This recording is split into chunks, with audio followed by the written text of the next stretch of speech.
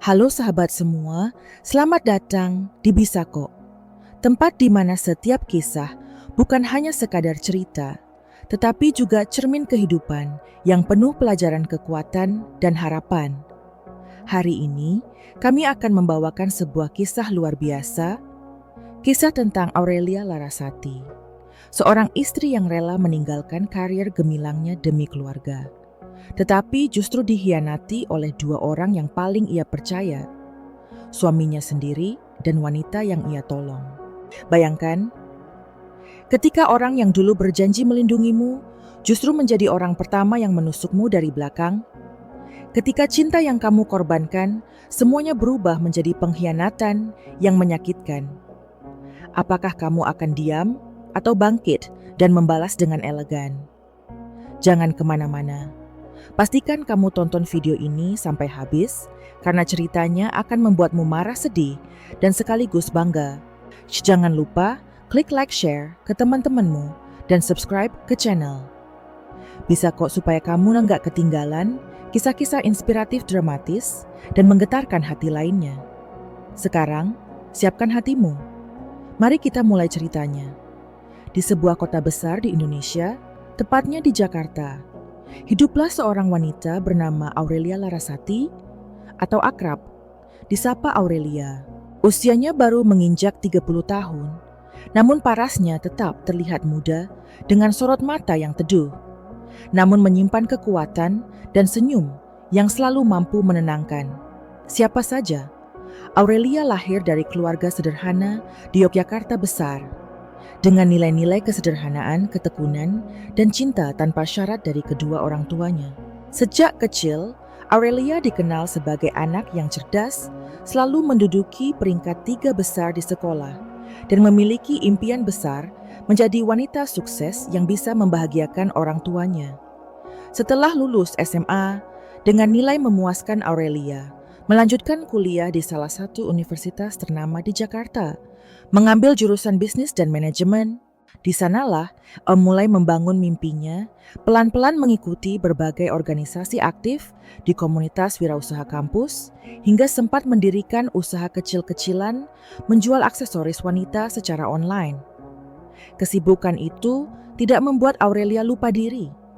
Justru ia semakin yakin bahwa suatu saat nanti ia akan menjadi seorang pengusaha sukses, membawa nama baik keluarga, dan membuktikan bahwa perempuan juga bisa berdiri di atas kakinya sendiri. Namun seperti takdir mempertemukannya dengan jalan lain di semester akhir kuliahnya, Aurelia berkenalan dengan seorang pria bernama Dimas Pratama. Dimas adalah seorang lulusan jurusan teknik lebih tua 5 tahun. Darinya bekerja sebagai manajer proyek di sebuah perusahaan konstruksi ternama. Perkenalan mereka dimulai secara sederhana lewat pertemuan di sebuah acara networking kampus. Dimas memiliki pesona maskulin, pembawaan dewasa, serta tutur kata yang sopan dan manis. Dari pertemuan itu, komunikasi mereka berlanjut. Dimas sering mengantar Aurelia pulang kuliah, mengirimkan pesan motivasi setiap pagi, dan menjadi tempat Aurelia bercerita tentang harinya. Hanya dalam waktu 6 bulan, hubungan mereka semakin serius. Dimas melamar Aurelia dengan cara sederhana, datang ke rumah orang tua Aurelia di Yogyakarta, membawa seserahan seadanya ditemani keluarganya. Orang tua Aurelia awalnya ragu karena usia putri mereka masih muda, tetapi melihat kesungguhan Dimas, mereka akhirnya merestui. Kalau dia mencintaimu dan berjanji menjagamu, ibu percaya padanya, ujar ibunda Aurelia sambil memeluk putrinya erat. Setelah menikah, Aurelia memutuskan untuk fokus mendampingi Dimas. Ia melepaskan mimpinya, membangun usaha, menolak tawaran pekerjaan dari perusahaan besar yang sempat merekrutnya saat magang. Aku ingin jadi istri yang mendukung suami. Mungkin nanti kalau ada waktu, aku akan mulai lagi, kata Aurelia kepada sahabatnya Rina. Suatu sore, Rina hanya bisa mengangguk, meski dalam hatinya sedikit menyayangkan keputusan itu. Kehidupan rumah tangga Aurelia dan Dimas di awal pernikahan berjalan begitu manis. Mereka tinggal di sebuah apartemen sederhana di daerah Jakarta Selatan. cukup nyaman untuk pasangan muda. Setiap pagi, Aurelia selalu menyiapkan sarapan untuk Dimas mengantar suaminya sampai depan pintu dengan ciuman di pipi, lalu menunggu suaminya pulang sambil menyiapkan makan malam. Dimas selalu pulang membawa cerita tentang proyek baru, tentang rekan kerja, atau sekadar keluhan lelahnya. Setelah seharian di lapangan, Aurelia mendengarkan dengan sabar, sesekali menyelipkan candaan atau memijat bahu Dimas sambil menyeduhkan teh hangat. "Istriku ini lengkap sudah, cantik, pintar, perhatian," kata Dimas suatu malam sambil mencubit pelan pipi. Aurelia wanita itu hanya tertawa kecil, merasa beruntung memiliki suami seperti Dimas. Beberapa tahun pertama, pernikahan mereka berjalan harmonis. Aurelia tetap setia di rumah, meski sesekali membuka jasa catering kecil untuk ibu-ibu kompleks, atau membantu teman kuliah yang membuka butik online dengan menjadi admin. Dimas mendukung semua itu, asalkan Aurelia tetap memprioritaskan rumah tangga. Gak perlu capek-capek kerja keras. "Sayang, aku cukup kok buat kita. Kamu di rumah saja itu sudah cukup," buat aku, ujar Dimas suatu malam. Perkataan itu terdengar manis, tapi tanpa sadar membuat Aurelia perlahan kehilangan dirinya. Impian yang dulu begitu besar, kini seperti mengecil terkubur dalam rutinitas rumah tangga yang tak pernah berhenti. Namun Aurelia tidak mengeluh. Ia percaya semua ada waktunya. "Mungkin memang inilah jalanku sekarang. Nanti kalau anak-anak sudah besar, aku bisa mulai lagi," bisiknya pada dirinya sendiri. Setiap kali rasa rindu pada dunia, bisnis datang menghampiri. Tak lama kemudian, kebahagiaan mereka semakin lengkap dengan hadirnya seorang anak laki-laki, Rafael Aurelia, melahirkan secara normal didampingi Dimas yang setia menunggui di rumah sakit bayi. Itu membawa warna baru dalam hidup mereka. Aurelia semakin sibuk mengurus rumah suami dan bayi kecilnya. Malam-malamnya diisi dengan suara tangis. Rafael pagi-paginya dimulai lebih awal dari biasanya.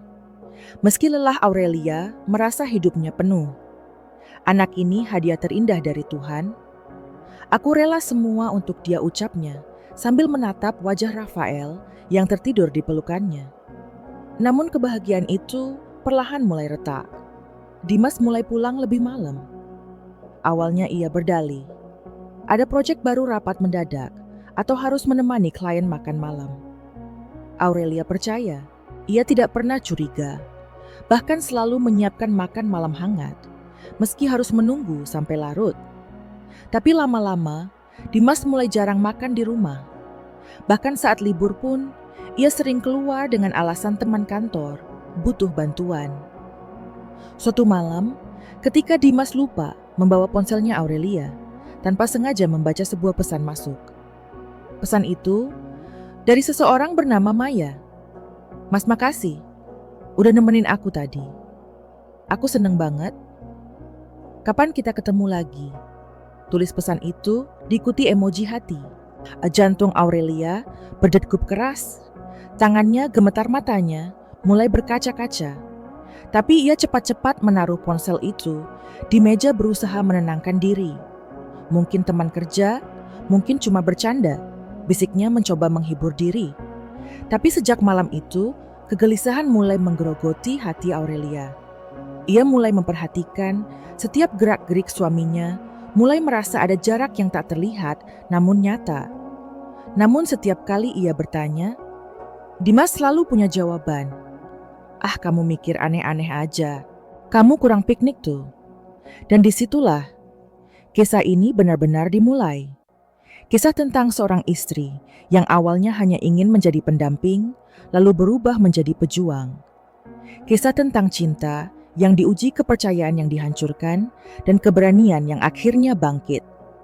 Aurelia belum tahu, jalan panjang penuh liku sudah menantinya. Jalan yang akan mengajarinya bahwa terkadang kita harus kehilangan segalanya untuk menemukan siapa diri kita sebenarnya. Sejak malam itu, hati Aurelia tak pernah benar-benar tenang. Meski Dimas masih bersikap manis, masih pulang membawa oleh-oleh kecil, untuk Rafael masih mencium keningnya sebelum berangkat kerja. Tetapi, ada sesuatu dalam tatapan suaminya yang berubah. Tidak ada lagi kehangatan yang dulu selalu menyala. Tidak ada lagi antusiasme ketika mendengarkan cerita-ceritanya. Semuanya terasa dingin. Aurelia mencoba mengabaikan perasaan itu. Ia berusaha menutupi kekhawatiran dengan kesibukan merawat Rafael, membersihkan rumah, memasak, bahkan membantu teman-temannya mengurus online shop kecil. Tapi malam-malamnya tetap dipenuhi kegelisahan. Setiap suara notifikasi ponsel membuat jantungnya berdebar. Setiap kali Dimas pulang terlambat, pikirannya melayang ke pesan dari Maya yang pernah ia baca. Suatu sore saat Aurelia sedang menjemur pakaian ponsel, Dimas kembali tertinggal di meja makan. Kali ini ia berani membuka, dan apa yang ia lihat membuat dadanya sesak. Ada deretan pesan dari Maya. "Mas, makasih, udah beliin aku dress itu. Kamu baik banget." Lalu pesan lain, "Jangan lupa jemput aku jam 7 nanti ya. Aku kangen." Dan yang membuat hatinya benar-benar hancur, sebuah foto. Maya berpose manja mengenakan gaun merah tersenyum ke arah kamera Aurelia. Menutup ponsel itu, pelan tangannya bergetar, matanya mulai basah. Ia terduduk di kursi makan, menatap kosong ke dinding. Rasanya seperti seluruh dunia runtuh di atas kepalanya. "Jadi, ini yang selama ini kamu lakukan?" Mas, bisiknya pelan nyaris tak terdengar. Ia ingin marah, ia ingin menjerit. Tapi yang keluar hanyalah air mata, mengalir tanpa suara. Malam itu, Aurelia memutuskan menunggu. Dimas pulang, jam menunjukkan pukul 11 malam, ketika akhirnya terdengar suara kunci diputar di pintu. Dimas masuk dengan wajah lelah, tetapi senyum. Pura-pura tetap terpasang. "Sayang, maaf lembur lagi. Proyek baru bikin aku pusing banget," katanya. Sambil melepas sepatu, Aurelia berdiri di depan pintu, menatapnya lama. "Mas." "Siapa Maya?" tanyanya pelan. Dimas tertegun sejenak, lalu tertawa kecil. "Kamu baca pesan aku ya? Astaga, itu cuma teman kantor." Dia memang manja begitu. "Nggak ada apa-apa kok." Aurelia tetap diam. Matanya menatap lurus, teman kantor. Sampai beliin dress? Sampai jemput malam-malam? Sampai kirim foto seperti itu? Suaranya mulai bergetar, bercampur kecewa dan marah. Wajah Dimas berubah. Senyumnya pudar. "Aurel, kamu terlalu berlebihan. Kamu capek kali ya. Besok aja deh ngomongnya. Aku mau tidur." Dimas berjalan melewatinya, masuk ke kamar tanpa memberi kesempatan. Aurelia menjawab. Dan malam itu, Aurelia menangis sendirian di ruang tamu. Duduk memeluk lutut, menatap gelap, memikirkan semua pengorbanannya selama ini. Ia rela meninggalkan mimpinya, meninggalkan karirnya, menunda semua ambisinya, hanya untuk mendampingi Dimas, dan sekarang.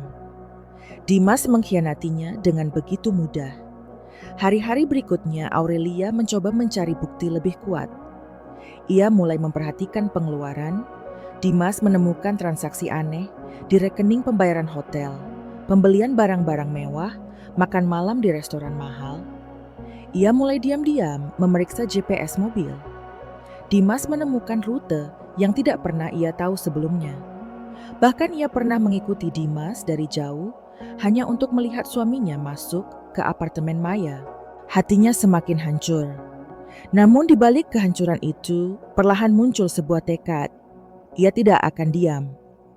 Ia tidak akan membiarkan Maya merebut semua yang ia miliki. Ia tidak akan menyerah. Suatu sore Aurelia mengunjungi sahabat lamanya, Rina, yang kini bekerja sebagai pengacara. Ia menceritakan semuanya. Rina mendengarkan dengan serius, lalu menggenggam tangan Aurelia. "Erat, Aurel, kamu kuat. Aku tahu itu. Kamu gak boleh kalah. Kalau kamu mau, aku bisa bantu urus semua ini. Kita bisa kumpulkan bukti. Kita bisa bawa ini ke pengadilan." Aurelia menatap sahabatnya. Air matanya kembali mengalir. Aku gak tahu harus mulai dari mana, Rin. Aku nggak mau Rafael terluka. Aku juga nggak mau kehilangan semuanya. Rina mengusap punggung. Aurelia pelan. Kamu nggak akan kehilangan apa-apa, Aurel. Justru kamu akan mendapatkan kembali harga dirimu. Kamu akan berdiri lebih kuat, aku janji. Mulai malam itu, Aurelia bekerja sama dengan Rina dan timnya. Mereka mengumpulkan bukti rekaman, CCTV Struck Hotel, bukti transfer uang, foto-foto pertemuan Dimas dan Maya. Semua dikumpulkan dengan rapi. Aurelia juga mulai mengurus dokumen keuangan, surat kepemilikan aset, memastikan haknya atas semua yang selama ini ia bangun bersama Dimas. Di sisi lain, Dimas semakin berani menunjukkan kedekatannya dengan Maya. Bahkan suatu hari, Maya datang ke rumah mereka. Dengan senyum sinis, Maya berkata di depan Aurelia, "Kamu terlalu baik, Aurelia. Terlalu polos. Kamu pikir Dimas mencintaimu? Dia hanya kasihan. Dia bosan dengan wanita sepertimu. Aku lebih bisa membuat dia bahagia." Aurelia berdiri tegak menatap Maya tanpa gentar bahagia. Dengan merebut suami orang, dengan menghancurkan rumah tangga orang. Kalau itu definisimu tentang bahagia, aku kasihan sama kamu. Maya tertawa kecil menatap Aurelia dengan sinis. Lihat saja siapa yang akan menang. Dan sejak hari itu, Aurelia semakin yakin ia harus memenangkan pertarungan ini. Oh, bukan hanya untuk dirinya, tetapi juga untuk Rafael, untuk harga dirinya, untuk semua perempuan yang pernah merasakan pengkhianatan. Hari-hari berikutnya, Aurelia menjalani semuanya dengan hati dingin. Ia tetap melayani Dimas seperti biasa, tetap menyiapkan makan, tetap mengurus rumah. Tapi di balik itu semua, ia sedang menyiapkan langkah besar membalas, tetapi dengan cara elegan. Dimas tidak tahu bahwa setiap langkahnya sedang diawasi, bahwa setiap kebohongan yang ia ucapkan sedang dicatat. Dan Maya tidak pernah membayangkan bahwa wanita yang ia anggap lemah ternyata menyimpan kekuatan besar. Dan malam itu, di balik jendela kamarnya Aurelia, menatap lampu-lampu kota. Dalam hati ia berbisik, "Aku tidak akan jatuh. Aku tidak akan kalah. Aku akan bangkit. Dan kalian akan melihat siapa Aurelia sebenarnya." Melanjutkan malam itu, Aurelia duduk di ruang tamu sendirian. Lampu sudah diredupkan, hanya cahaya samar dari lampu sudut yang menyala. Rafael sudah tidur di kamar, sementara suara jam dinding terdengar berdetak pelan, seperti mengiringi kesedihan yang mengendap di dadanya. Ia menatap jendela, memandangi pantulan dirinya sendiri. Wanita di kaca itu, apakah itu masih dirinya? Wanita yang dulu penuh semangat, penuh impian, kini hanya bayangan samar dengan mata sembab dan senyum yang hilang. Ia menarik napas panjang, memejamkan mata. Besok ia harus bangkit. Besok ia harus lebih kuat. Keesokan harinya, Aurelia memulai harinya seperti biasa. Ia menyiapkan sarapan untuk Dimas, membangunkan Rafael, menyiapkan bekal sekolah. Dimas duduk di meja makan, memainkan ponselnya sambil tersenyum kecil. Aurelia memperhatikan suaminya menahan diri untuk tidak bertanya. "Mas, sarapannya sudah siap," ucapnya pelan. Dimas menatapnya sekilas, lalu berdiri mengambil roti tawar dan menepuk bahu Aurelia ringan. "Aku nggak sempat makan di rumah. Sayang, aku ada meeting pagi ini, doain lancar ya." Ia mencium kening Aurelia cepat, lalu bergegas keluar. Aurelia hanya menatap punggungnya yang menjauh, menahan luka yang kembali menganga. Ia tahu meeting itu hanya alasan. Ia tahu Dimas akan pergi ke tempat lain bertemu Maya. Hari itu, Aurelia mengantar Rafael ke sekolah, lalu mampir ke kantor Rina. Mereka duduk di ruang kerja kecil, dindingnya penuh rak berisi dokumen hukum. Rina menyerahkan sebuah map berisi printout Aurel ini, laporan lengkap dari investigator. Mereka sudah dapat semua foto-foto di apartemen, bukti transaksi, bahkan video. Dimas keluar masuk hotel dengan Maya. Aurelia membuka lembar demi lembar. Tangannya gemetar. Hatinya sakit Tetapi matanya tetap menatap. Semua itu dengan tegas. Cukup, Rin. Ini cukup? Aku nggak butuh lagi bukti tambahan. Aku mau segera ajukan gugatan. Aku mau semuanya selesai. Rina menatapnya dengan kagum. Kamu yakin Aurelia mengangguk pelan? Aku sudah terlalu lama diam. Sudah terlalu lama mengorbankan diriku. Sekarang waktunya aku berdiri. Hari-hari berikutnya diisi Aurelia dengan menyiapkan semua dokumen. Ia mengurus surat-surat kepemilikan rumah, rekening bersama aset yang mereka bangun selama pernikahan. Di balik senyumnya setiap pagi, ia menyembunyikan badai yang sedang ia siapkan. Dimas tidak pernah curiga, baginya Aurelia tetap istri yang setia, yang diam meski dihina, yang tetap melayani meski hatinya dicabik-cabik. Suatu malam, Aurelia mendengar suara notifikasi ponsel. Dimas yang tertinggal di meja. Ia membaca isi pesan, "Maya Mas, aku udah bosan nunggu. Kapan kamu ceraiin istrimu? Aku capek diem-dieman." Aurelia menutup ponsel. Itu menahan air mata. Jadi selama ini, kamu memang ingin aku disingkirkan, bisiknya. Keesokan paginya, Dimas pulang lebih awal dari biasanya. Ia duduk di ruang tamu sambil membuka laptop Aurel. "Besok aku ada acara kantor. Kamu nggak usah ikut. Aku capek banget akhir-akhir ini. Pengen santai sama teman-teman aja."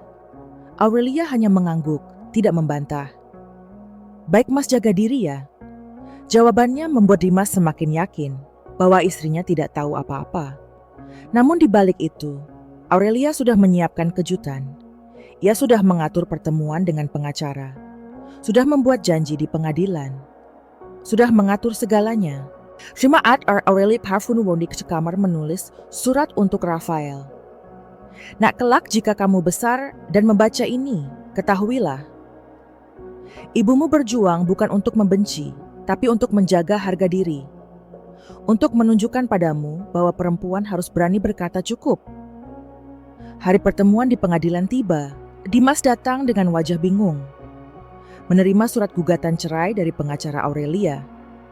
"Apa-apaan ini? Aurel? Kamu gugat aku," suaranya keras, matanya marah. Aurelia berdiri tenang, menatapnya lurus. "Iya Mas, aku gugat kamu karena aku sudah cukup. Aku gak mau Rafael tumbuh melihat ibunya diinjak-injak. Aku gak mau jadi istri yang hanya jadi hiasan. Aku mau hidupku kembali." Dimas menatapnya dengan mata terbelalak. "Kamu pikir kamu bisa hidup tanpa aku? Kamu pikir kamu bisa bertahan sendirian?" Aurelia tersenyum kecil. "Aku nggak sendiri. Aku punya diriku. Aku punya Rafael. Dan aku punya semua luka ini yang sudah mengajarkanku menjadi lebih kuat." Pertarungan di pengadilan berlangsung panjang.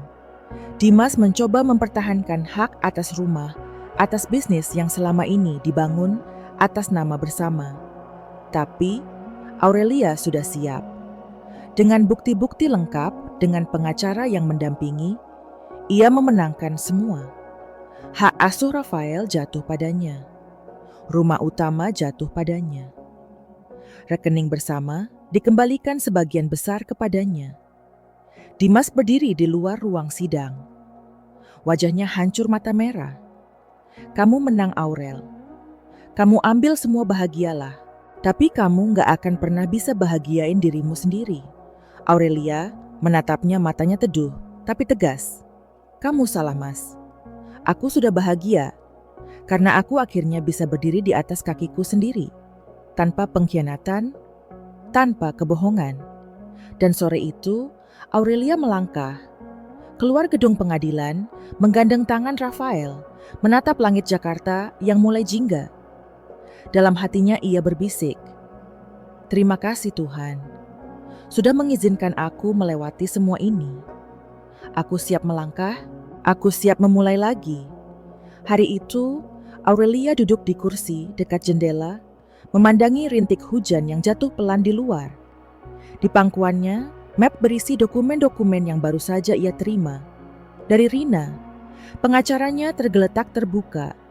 Tangannya menyentuh lembar demi lembar foto yang mencatat kehadiran Dimas di berbagai tempat, bersama Maya di restoran mahal, di hotel, di apartemen.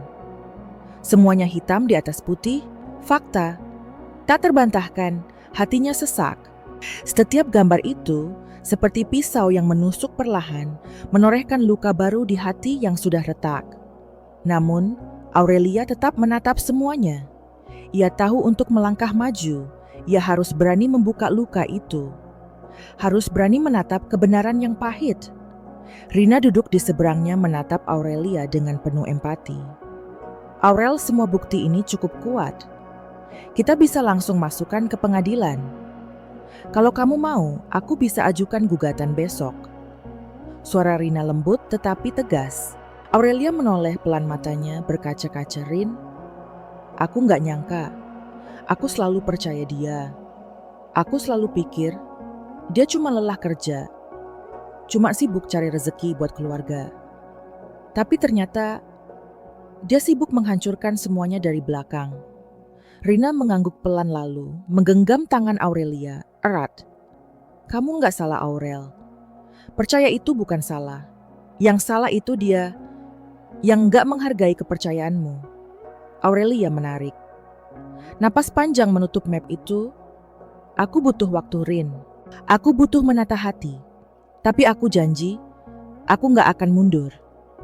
Aku akan bawa ini sampai selesai. Hari-hari berikutnya, Aurelia menjalani hidupnya dengan dua wajah. Di depan Dimas, ia tetap menjadi istri yang setia. Tetap menyiapkan makan malam. Tetap melayani semua kebutuhan suaminya. Ia tersenyum. Ia mendengarkan. Ia pura-pura percaya semua alasan Dimas. Namun di balik itu semua, ia menyusun strategi.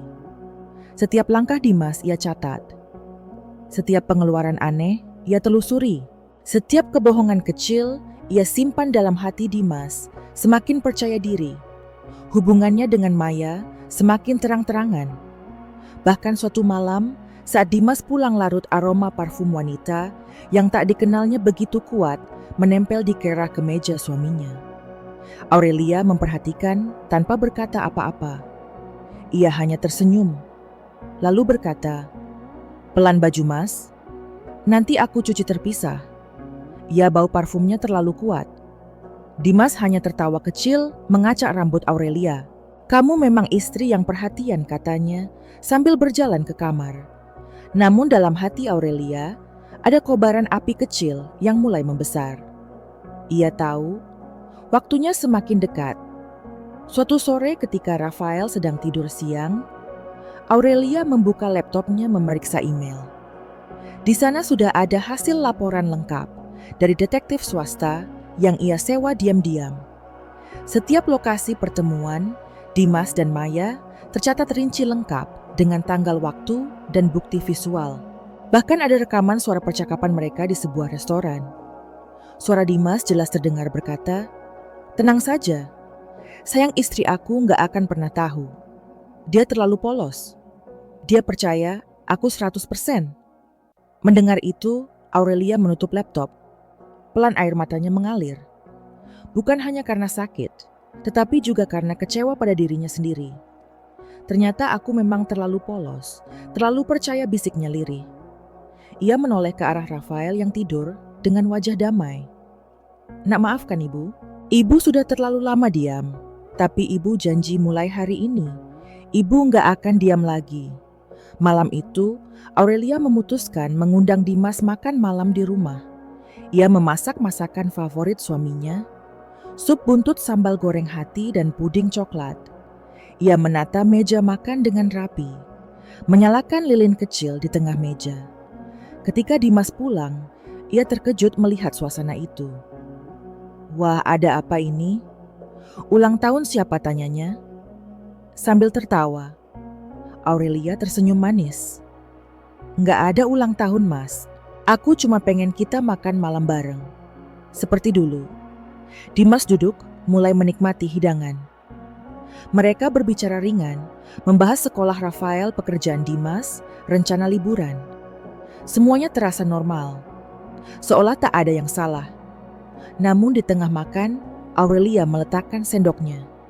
Ia menatap Dimas dalam-dalam. "Mas, aku mau tanya sesuatu." Dimas berhenti makan, menatap istrinya dengan alis terangkat. Apa sayang Aurelia mengeluarkan satu foto dari bawah piringnya. Foto itu menunjukkan Dimas sedang merangkul Maya di lobi hotel. "Siapa dia, Mas?" tanyanya pelan, suaranya tenang. Wajah Dimas seketika pucat. Tangannya gemetar, sendoknya jatuh ke piring Aurel. "Aku... itu." Ia terbata-bata mencari kata Aurelia. Tetap menatapnya, tidak berkedip. "Kamu nggak perlu jawab, Mas. Aku sudah tahu semua. Aku cuma pengen kamu tahu. Aku nggak buta. Aku cuma diam. Tapi aku lihat semuanya." Dimas menunduk, wajahnya memerah. "Aku khilaf Aurel. Aku minta maaf. Aku janji akan mengakhiri semua ini. Aku janji aku balik ke kamu. Tolong beri aku kesempatan." Aurelia menghela napas panjang. "Mas, kesempatan itu sudah kamu buang sejak lama. Kesempatan itu sudah kamu injak dengan semua kebohonganmu. Aku nggak marah, Mas. Aku nggak benci. Aku cuma... sudah selesai." Dimas menatap istrinya. Matanya berkaca-kaca. "Aurel, aku masih sayang kamu. Aku sayang Rafael. Jangan pisahkan aku dari kalian." Aurelia berdiri, mengambil map dari lemari. "Besok kamu terima surat gugatan ini. Aku sudah tanda tangan, dan aku harap kamu juga menandatangani demi aku, demi Rafael, demi harga diriku." Malam itu, Dimas duduk sendirian di ruang tamu. Aurelia masuk ke kamar memeluk Rafael yang masih tidur. Air matanya mengalir, tapi hatinya terasa lega. Akhirnya, ia berani. Akhirnya, ia memilih dirinya sendiri. Keesokan harinya, Aurelia menyerahkan semua dokumen ke pengacara proses hukum. Dimulai, Dimas mencoba melawan, mencoba menyembunyikan aset, mencoba membujuk Aurelia untuk berdamai. Tetapi Aurelia tetap pada pendiriannya. "Aku sudah terlalu lama mengalah. Sekarang aku berdiri. Untuk diriku, untuk anakku." Persidangan berjalan panjang. Dimas membawa saksi, membawa pengacara hebat, tetapi semua bukti sudah kuat. Aurelia memenangkan hak asuh Rafael. Ia juga berhak atas rumah sebagian besar aset dan usaha kecil yang dulu ia rintis bersama Dimas. Dimas kalah telak. Di hari putusan, Dimas menatap Aurelia di luar ruang sidang. "Kamu puas?" sekarang tanyanya pelan. Suaranya patah. Aurelia menatapnya tersenyum kecil. "Aku nggak cari puas, Mas. Aku cari keadilan. Dan aku sudah mendapatkannya." Dimas menunduk, matanya kosong. Aurelia melangkah, pergi menggandeng Rafael, meninggalkan Dimas sendirian. Dan hari itu, langit Jakarta cerah. Di dalam hati Aurelia, ada kelegaan, ada kemenangan, ada awal yang baru. Ia menatap ke depan tersenyum. "Aku siap memulai lagi." Malam setelah sidang pertama berakhir, Aurelia duduk sendirian di ruang tamu. Lampu ruangan sengaja dibiarkan remang, hanya diterangi cahaya dari sudut meja. Di depannya, dokumen-dokumen persidangan bertebaran. Kepalanya bersandar di tangan matanya, menatap kosong ke arah map yang terbuka. Rasa lelah menggelayut di pundaknya. Bukan lelah fisik semata, tapi kelelahan batin yang selama ini ditahannya. Ia menghela napas panjang. Suara detik jam terdengar jelas, seakan mengingatkan bahwa waktu terus berjalan, bahwa tak ada yang abadi, termasuk luka ini. Dari dalam kamar suara batuk kecil. Rafael terdengar. Aurelia segera bangkit mendekati anaknya, memastikan selimut menutupi tubuh kecil. "Itu ibu di sini," nak bisiknya pelan sambil mengusap kepala Rafael. Wajah polos itu tertidur damai, seolah tak tahu badai apa yang sedang melanda keluarga kecil mereka. Aurelia mengecup kening Rafael, lalu kembali ke kursi di ruang tamu membawa dokumen-dokumen itu ke pangkuannya. Ia membuka halaman demi halaman bukti yang telah dikumpulkan. Foto-foto Dimas dan Maya tersenyum di sebuah restoran mewah. Bukti transfer ke rekening Maya dengan nominal besar. Laporan dari investigator tentang jadwal pertemuan mereka di hotel yang sama setiap minggu. Semuanya terpampang jelas tak terbantahkan. Setiap lembar dokumen itu seperti pukulan baru ke hatinya, namun ia menatapnya tanpa gentar. Ini semua akan menjadi senjataku, gumamnya pelan Rina. Pengacaranya menelpon malam itu. Aurel, aku sudah siapkan berkas tambahan untuk sidang berikutnya. Bukti kita sangat kuat. Aku yakin hakim akan berpihak padamu. Suara Rina terdengar optimis memberi harapan. Aurelia mengangguk meski Rina tak melihat. Terima kasih, Rin. Aku nggak tahu. Harus bagaimana kalau nggak ada kamu? Rina tertawa kecil. Kamu kuat, Aurel. Lebih kuat dari yang kamu kira. Keesokan harinya, Aurelia mengantar Rafael ke sekolah, lalu mampir ke butik sahabat lamanya. Ia mulai memikirkan rencana masa depan. Aku harus mulai lagi. Aku harus berdiri sendiri. Aku nggak mau hidup hanya bergantung pada harta yang aku menangkan di pengadilan tekadnya dalam hati. Temannya menawarkan kerjasama membuka usaha fashion muslimah. Kecil-kecilan Aurelia tersenyum menerima tawaran itu sebagai langkah awal. Aku nggak mau cuma dikenal sebagai istri yang dikhianati. Aku mau dikenal sebagai wanita yang bangkit, katanya pelan. Sementara itu, di sisi lain, Dimas semakin terdesak. Di kantor rumor tentang perselingkuhannya mulai terdengar. Beberapa rekan kerja mulai menjauh reputasinya, perlahan merosot. Maya yang selama ini bersikap manja mulai menunjukkan sifat aslinya. Kamu janji bakal ninggalin dia, Mas. Tapi lihat sekarang, kamu malah dipecat. Uang kita habis buat bayar pengacara, teriak. Maya di apartemen sewanya, Dimas hanya duduk diam, wajahnya lelah, matanya kosong. Semua ini salahku, bisiknya lirih. Hari sidang kedua tiba, Dimas datang dengan penampilan lusuh. Setelan jasnya tampak longgar dasinya, miring matanya sembab. Di kursi penggugat Aurelia duduk dengan tegak, mengenakan blazer hitam, sederhana rambut. Disanggul rapi raut wajahnya tenang. Beberapa kerabat hadir mendukungnya. Di sampingnya, Rina membisikkan strategi hari itu. Kita akan serahkan rekaman, CCTV, dan laporan saksi. Ini akan jadi pukulan, telak sidang, berlangsung menegangkan hakim, mendengarkan setiap bukti dengan seksama. Rekaman suara Dimas dan Maya diputar. Foto-foto pertemuan mereka di hotel ditampilkan Aurelia. Duduk diam, menatap ke depan menahan semua rasa malu dan sakit yang ingin meledak. Dimas menunduk, tak sanggup menatap siapapun. Maya bahkan tak hadir di persidangan. Kabarnya ia sudah pergi, meninggalkan kota, membawa sisa uang yang ia peroleh dari Dimas. Berdasarkan bukti-bukti yang diajukan pengadilan, memutuskan hak asuh anak jatuh kepada Ibu Aurelia. Semua aset bersama dikembalikan sesuai ketentuan hukum dengan bagian mayoritas kepada penggugat. Suara hakim terdengar jelas. Aurelia memejamkan mata, menghela napas lega. Ia memeluk Rina, matanya basah. Terima kasih, Rin. Terima kasih. Di luar ruang sidang, Dimas menghampirinya. Wajahnya pucat, langkahnya berat. Aurel, aku gak punya apa-apa lagi. Kamu ambil semua, suaranya parau. Aurelia menatapnya, matanya teduh. Aku gak ambil apa-apa, Mas. Aku hanya mengambil kembali yang menjadi hakku. Dimas menunduk. Aku menyesal. Aurel sangat menyesal. Aurelia menarik napas panjang. Penyesalanmu bukan tanggung jawabku.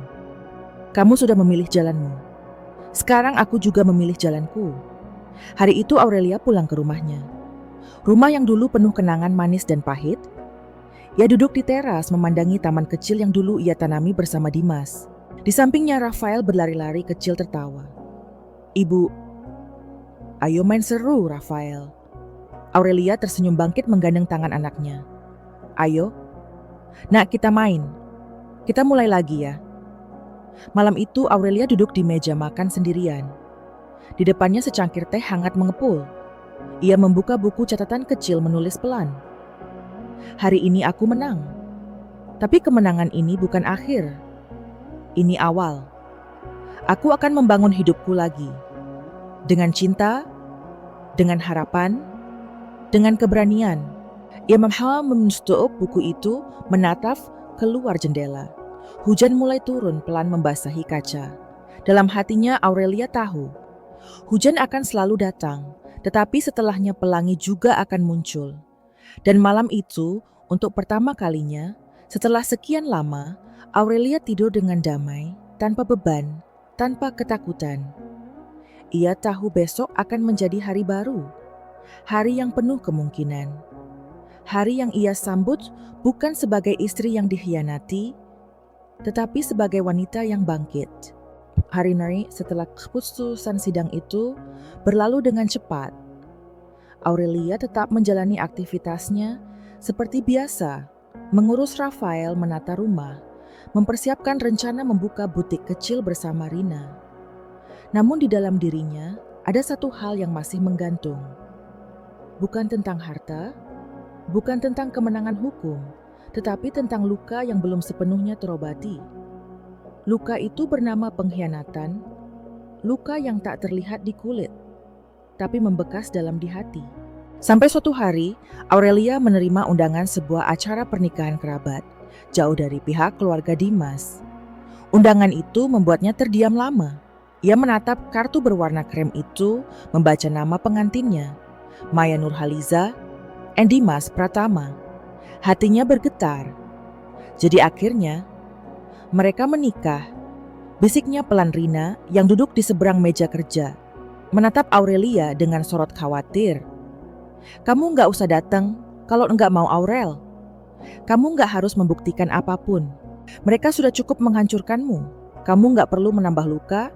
Namun Aurelia menggeleng pelan. Aku akan datang, Rin. Aku harus datang. Bukan untuk mereka, tapi untuk diriku. Untuk menunjukkan bahwa aku sudah berdiri, sudah sembuh. Aku ingin mereka tahu, aku tetap kuat. Hari pernikahan itu, tiba Aurelia berdiri di depan cermin mengenakan kebaya berwarna biru tua dengan aksen perak. Rambutnya disanggul elegan.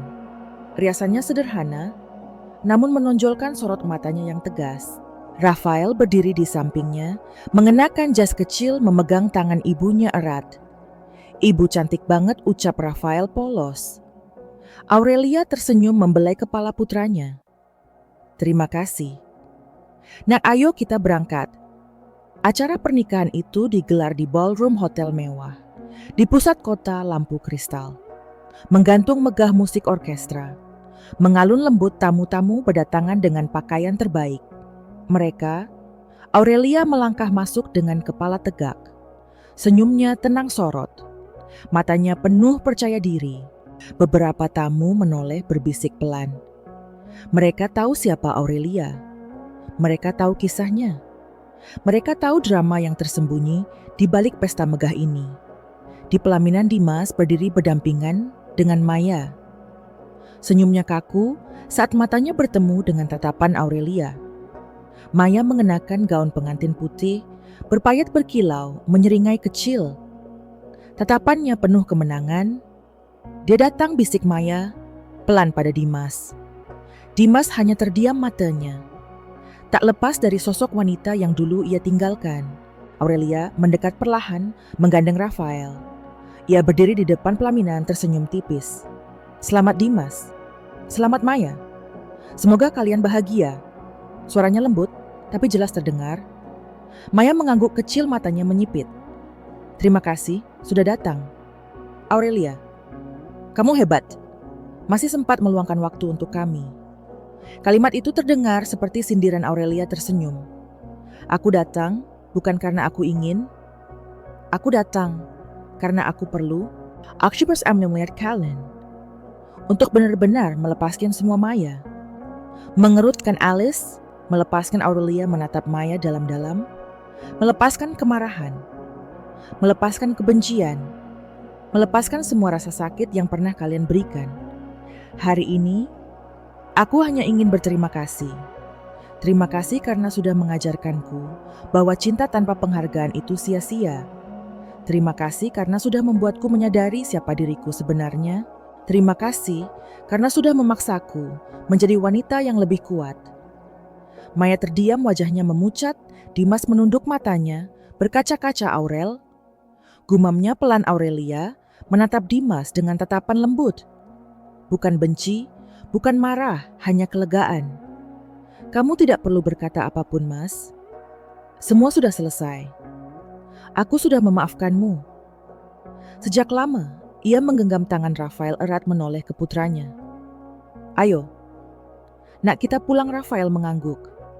Kita pulang, Ibu. Mereka berdua berjalan keluar ballroom dengan langkah tenang.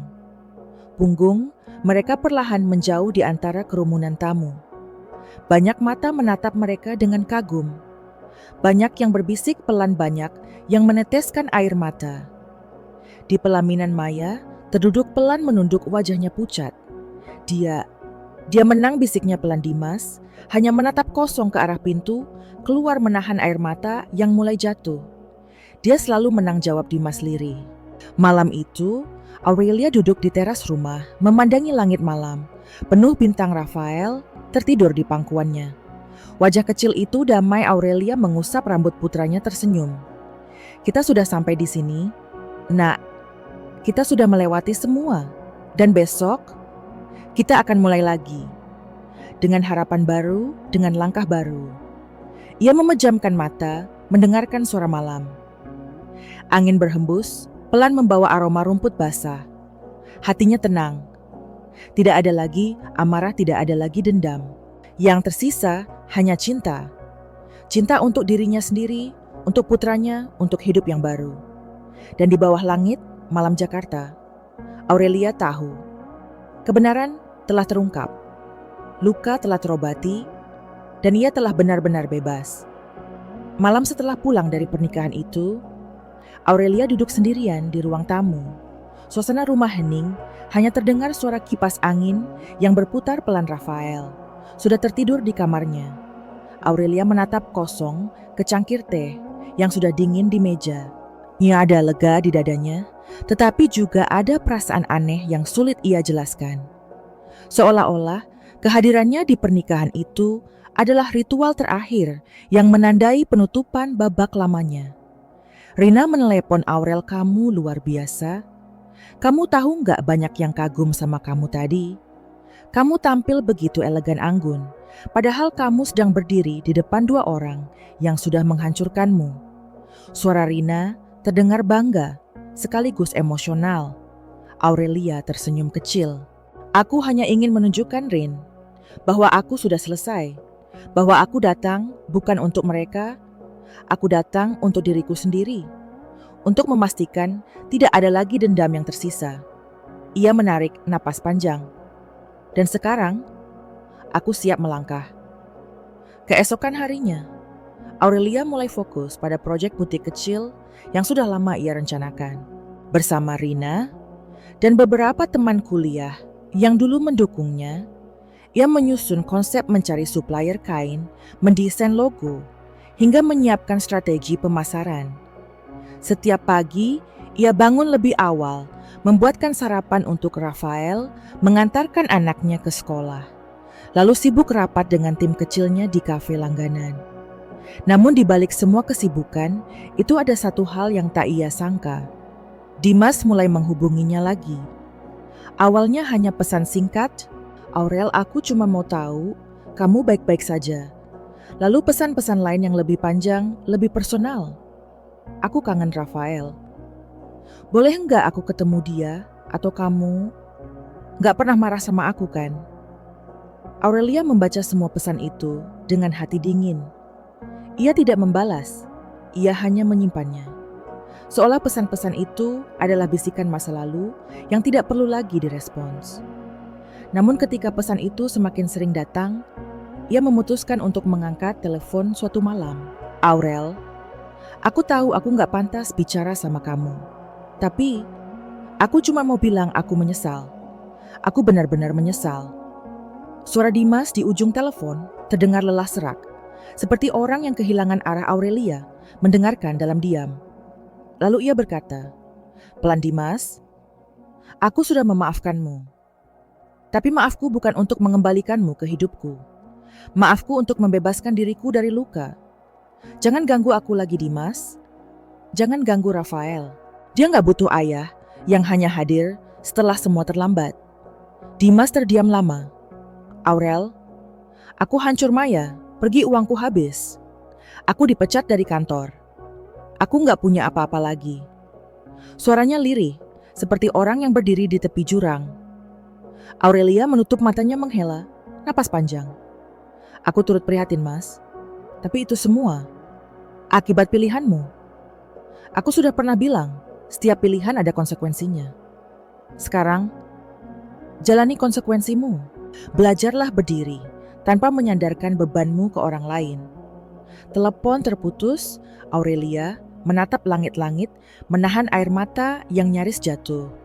Bukan air mata rindu, bukan air mata penyesalan, tapi air mata lega. Karena malam itu, ia benar-benar merasa bebas.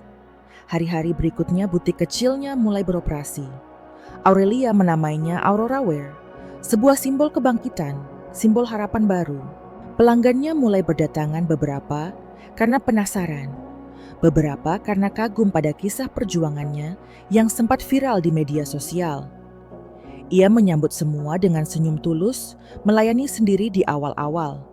Meski lambat laun, mulai merekrut pegawai untuk membantunya. Suatu sore saat butik baru saja tutup, Aurelia duduk di bangku kecil di teras Rafael, berlari-lari kecil sambil membawa mainan robotnya. "Ibu, aku sayang ibu," teriak Rafael sambil memeluk kaki ibunya. Aurelia mengangkat anaknya mendekap erat. "Ibu juga sayang kamu. Nah, ibu janji, ibu akan selalu ada buat kamu." Dalam pelukan anaknya, Aurelia menatap langit sore yang mulai jingga. Ia tahu perjalanan hidupnya belum selesai.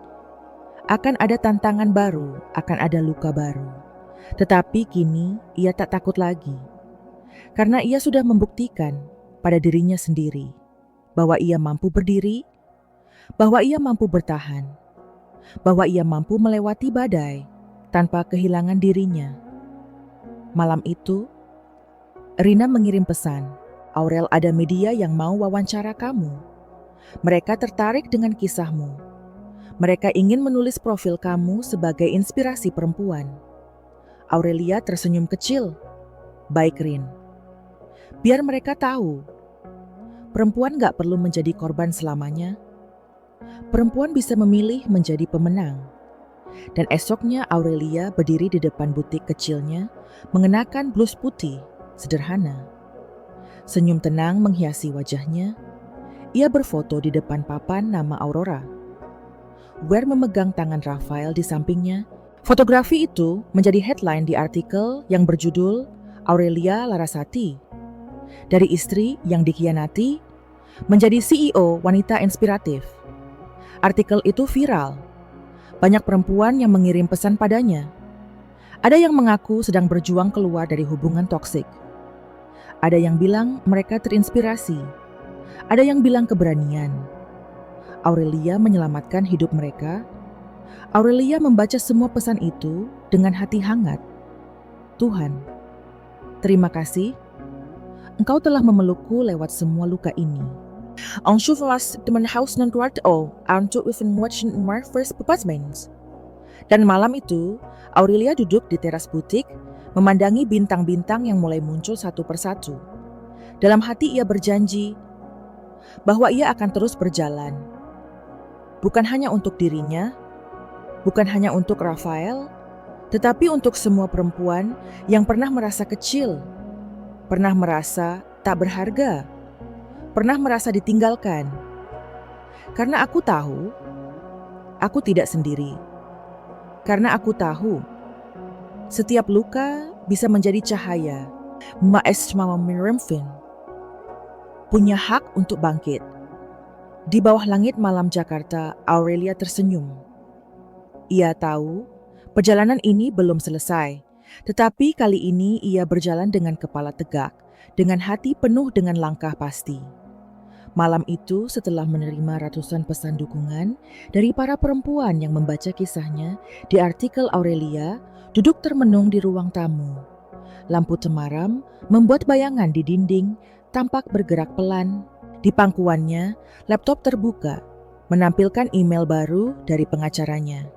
Isi email itu mengabarkan Dimas mencoba mengajukan banding menuntut kembali sebagian aset yang sudah diputuskan jatuh ke tangan Aurelia. Aurelia memejamkan mata menghela napas panjang. Dia belum selesai, gumamnya pelan. Suara lembut, tapi berisi kepasrahan bercampur tekad. Ia tahu Dimas tidak akan menyerah semudah itu. Laki-laki itu terlalu angkuh untuk menerima kekalahan. Terlalu gengsi untuk melihat mantan istrinya berdiri lebih tinggi darinya Rina, yang juga menerima email itu, menelepon malam itu. Aurel, jangan khawatir, kita masih punya semua bukti. Bahkan pengajuan bandingnya terlihat lemah. Tapi aku ngerti, ini bukan soal hukum lagi, ini soal ego dia. Dia gak rela kamu menang, Aurelia. Menatap jendela, melihat pantulan dirinya. Aku capek, Rin. Tapi aku gak mau mundur. Kalau dia mau perang, aku siap. Bukan untuk membalas, tapi untuk mempertahankan hak Rafael. Aku gak akan membiarkan dia merampas lagi. Besok paginya, Aurelia mengajak Rafael sarapan di luar. Mereka duduk di sebuah kafe kecil dekat sekolah Rafael. Sambil menyuapi putranya, Aurelia melihat sekeliling pasangan muda. Bercengkerama seorang ibu, menyuapi balita seorang pria tua membaca koran. Semua tampak damai. Kenapa ya? Nah, ada orang yang tega merusak kedamaian orang lain. Gumamnya pelan. Rafael hanya tertawa kecil, mulutnya belepotan selai coklat. Di pengadilan, Aurelia tampil dengan pakaian sederhana. Rambut disanggul rapi, wajahnya tenang. Kali ini, ia membawa 2 saksi tambahan, mantan rekan kerja Dimas, yang bersedia bersaksi soal transaksi gelap yang dilakukan Dimas dengan Maya, serta seorang asisten Maya yang mengetahui semua hubungan mereka. Rina berdiri di sampingnya, memegang berkas-berkas tambahan. Dimas datang dengan wajah lelah. Setelan jasnya, kusut matanya sembab. Kali ini, tak ada Maya di sisinya.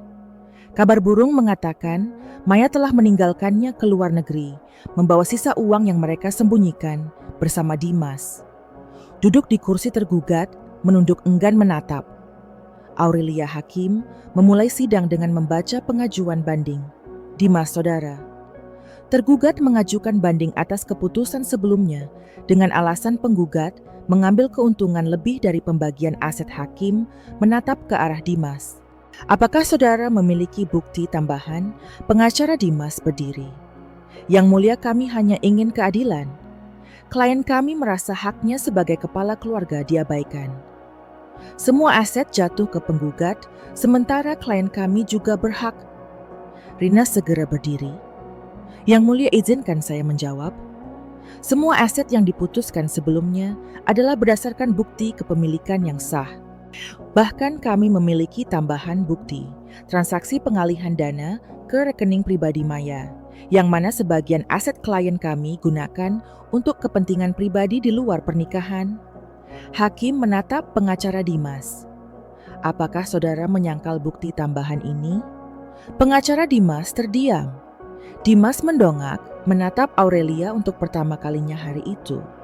Tatapan itu kosong pasrah. Seolah mengakui kekalahannya, sidang berjalan panjang.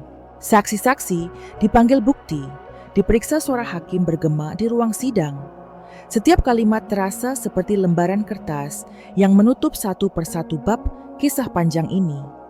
Dan ketika palu hakim diketuk, suara itu seperti lonceng pembebasan. Dengan ini, pengadilan menolak banding tergugat. Keputusan sebelumnya tetap berlaku. Suara hakim menutup persidangan. Hari itu, Aurelia menunduk pelan, menitikkan air mata. Rina memeluk bahunya erat. Kamu menang lagi, Aurel. Kamu benar-benar menang. Aurelia menghela napas panjang. Aku nggak pernah merasa ini perang, Rin. Aku hanya mempertahankan diriku. Aku hanya ingin hidupku kembali. Di luar ruang sidang, Dimas menghampirinya. Langkahnya gontai. Wajahnya kusam Aurel. Aku kehilangan segalanya. Maya pergi.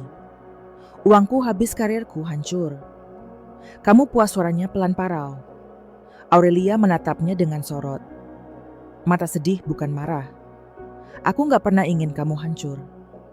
Mas, aku hanya ingin kamu belajar bahwa semua pilihan ada akibatnya. Aku sudah memaafkanmu, tapi aku gak bisa menghapus konsekuensi dari pilihanmu. Dimas menunduk. Aku gak tahu harus mulai dari mana. Aurelia tersenyum tipis. Mulailah dari meminta maaf pada dirimu sendiri. Dan berhentilah menyalahkan orang lain. Ia mengulurkan tangan. Semoga kamu menemukan jalanmu. Dimas menatap tangan itu. Lama lalu menjabat pelan. Kamu lebih hebat dari yang aku bayangkan. Aurel, hari itu, Aurelia pulang ke rumahnya. Di teras Rafael sudah menunggunya ibu. Ibu menang, ia teriak. Rafael riang Aurelia memeluk anaknya erat. Iya, nak, kita menang. Tapi lebih dari itu, ibu sudah bebas. Malam itu Aurelia menulis di buku catatannya. Keadilan bukan soal membalas. Keadilan adalah tentang keberanian untuk berdiri, meski harus sendirian. Aku sudah berdiri, dan aku akan terus melangkah. Esoknya ia membuka butik barunya dengan resmi. Media datang, meliput pelanggan, mulai berdatangan Aurora Wear. Bukan sekadar toko, ia menjadi simbol perjuangan. Setiap pengunjung bukan hanya datang membeli, tapi juga mendengar cerita. Banyak perempuan datang, sekadar bercerita, mencari inspirasi, mencari kekuatan. Suatu sore seorang perempuan muda mendekatinya. Wajahnya pucat, matanya sembab Mbak Aurelia. Aku mau cerita, aku juga sedang berjuang keluar dari hubungan toksik. Aku baca kisah Mbak di artikel. Terima kasih, karena Mbak membuatku berani. Aurelia menggenggam tangan perempuan itu erat. Kamu nggak sendiri. Jangan takut. Kamu lebih free, kuat demo yang kamu kira. Dan ingat, kamu layak bahagia.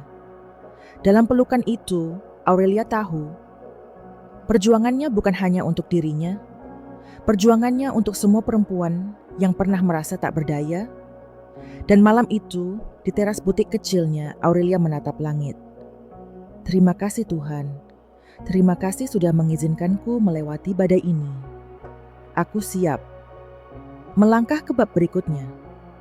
Di bawah langit Jakarta yang mulai gelap, lampu-lampu kota berpendar. Aurelia tersenyum. Aku tidak lagi menjadi korban. Aku adalah pemenang. Dan kisah ini baru dimulai malam itu setelah kemenangan di pengadilan. Aurelia duduk sendiri di ruang tamu. Lampu sudah dimatikan, hanya cahaya bulan yang masuk dari jendela besar menyoroti bayangan wajahnya di kaca. Tangannya memegang secangkir teh. Hangat matanya menatap keluar ke arah taman kecil yang ia rawat sendiri sejak dulu. Angin malam bertiup pelan, membawa aroma tanah basah. Sisa hujan sore tadi. Pikirannya melayang. Ia memikirkan semua langkah yang sudah ia tempuh.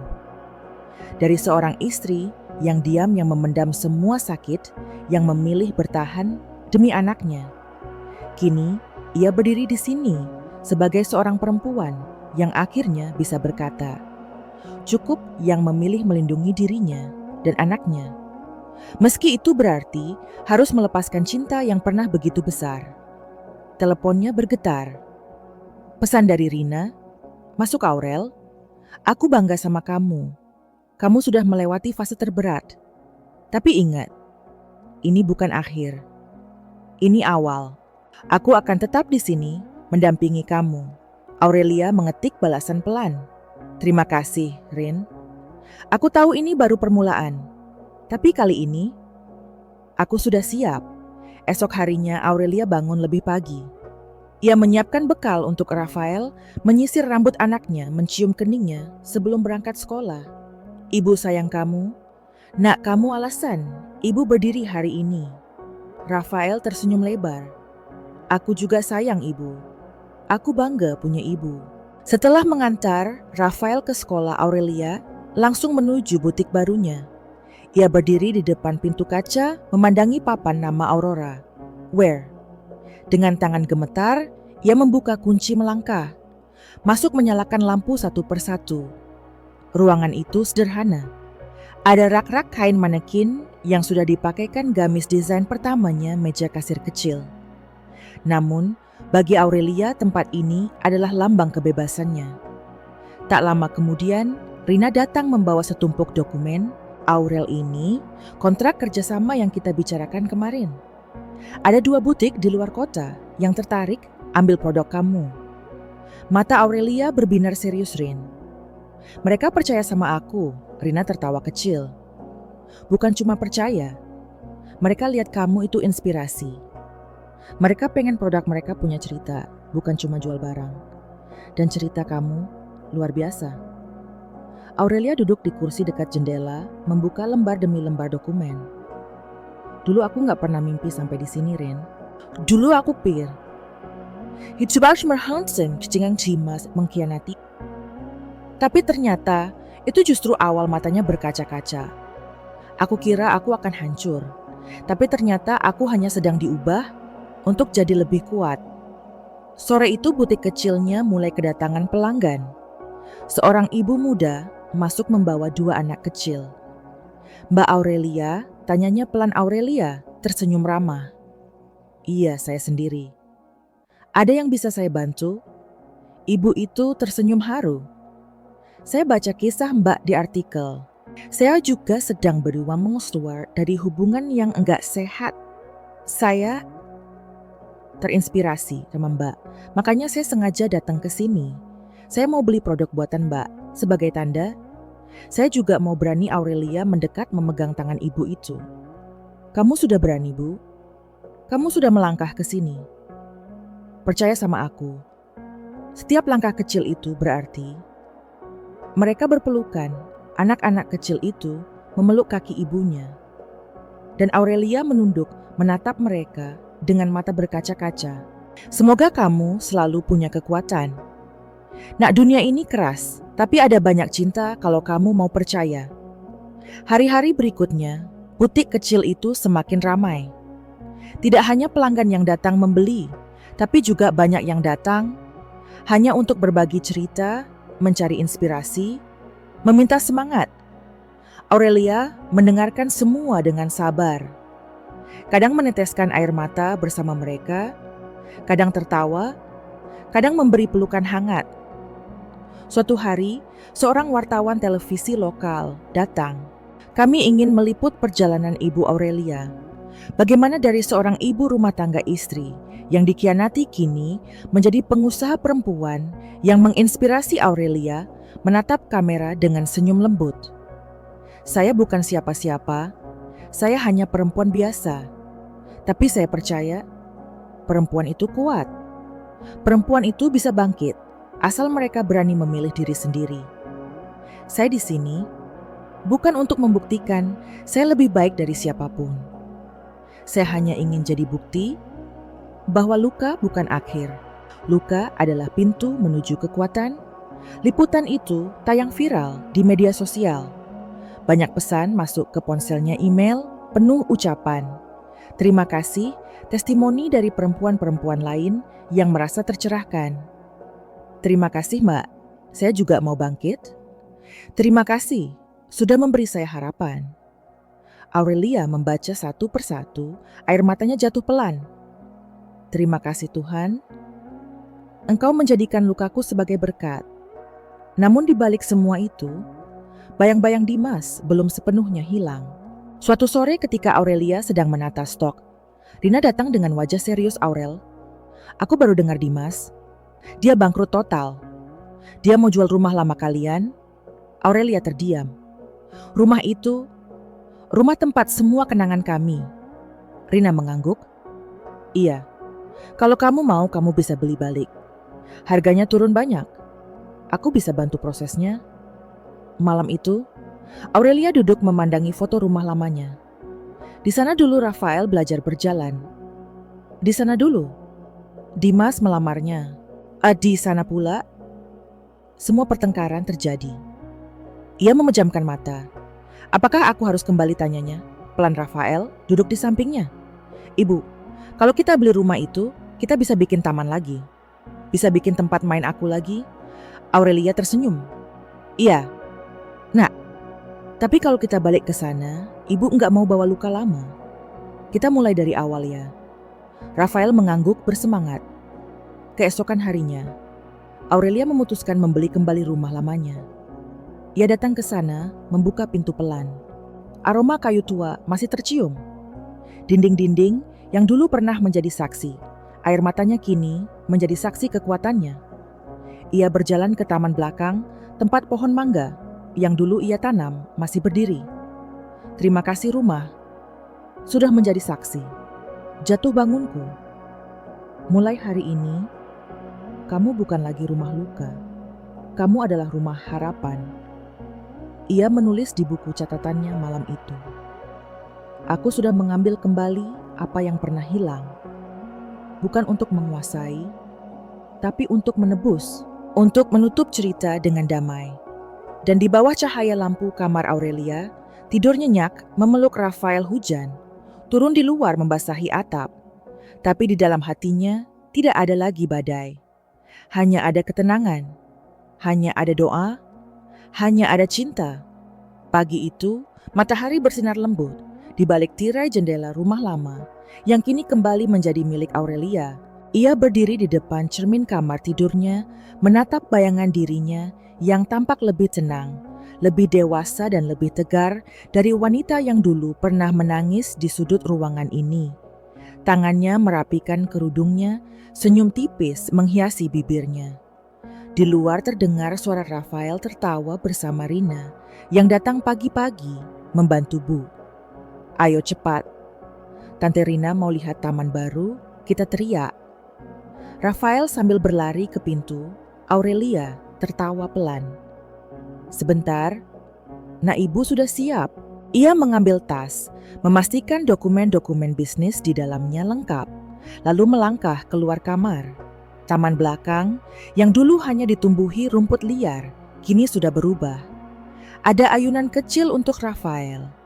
Ada bangku kayu tempat Aurelia sering duduk membaca buku pohon mangga yang dulunya kurus kini sudah lebih rimbun memberikan bayangan sejuk di bawahnya.